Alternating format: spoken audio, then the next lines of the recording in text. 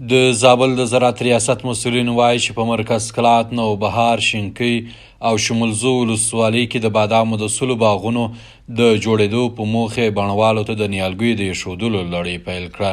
په زابل کې د تطبیق کوونکي موسسې مسؤلین وایي چې دا لړۍ د ملګرو ملتونو د پراختیایي ادارې په مالي مرسته پیل کړې چې د مرکز او ولسوالۍ سلو بزګرانو لپاره به باغونه جوړوي. نوموړی زیاتوي چې د نیالګیو ترڅنګ هغوی ته عامه پوهاوی، کیمیاوي سره او نور توکي هم ورکوي. دا یې په 4 ولسوالیو کې 100 کورنیو ته، په هره ولسوالۍ کې 25 کورنیو ته یو جریب د بادامو باغ جوړوو. په هغه کښې موږ یو کلنګ ورکوو، بیلچه ورکوو، پر یوه جریب باندې 6 تنې هلان ورکوو او 25 کیلو سپین کود ورکوو. پر همدې مهال د زابل د زراعت ریاست مسؤلین وایي چې بڼوال باید د کرهڼې او مالدارۍ په برخه کې ډېرې هڅې وکړي تر څو له دې اړخه په ځان بسیا سو. ډېر زیات خوشحاله سوم تر ډېرو شیانو چې دا د خلکو دپاره ډېرې نفع دي، ډېرې ګټې رسوي او خلکو ته دا خبره کوو چې په دې کې ډېر زیات کوشش وکوئ. باید نور موږ تاسې له خلکو سره مرسته وکړو، له خلکو لاس تکیه کړو.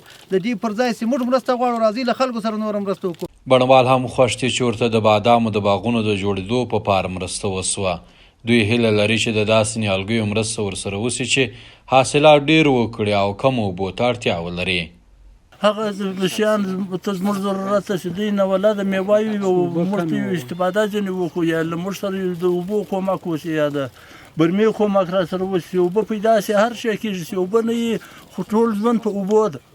موږ له دې موسسې سره ډېر خوشحاله یو چې دا نوي نیالان یا نوي پروګرامونه موږ ته عملي کړي، ځکه که انګور که دا نور داسې شیان موږ لرو هغه اوبه ډېرې غواړي. موږ داسې شی غواړو چې هغه اوبه کمې وغواړي، نو دا شی غواړو چې د اوبو سره اوبه لږ غواړي او عاید یې ډېر لاسته راوړي.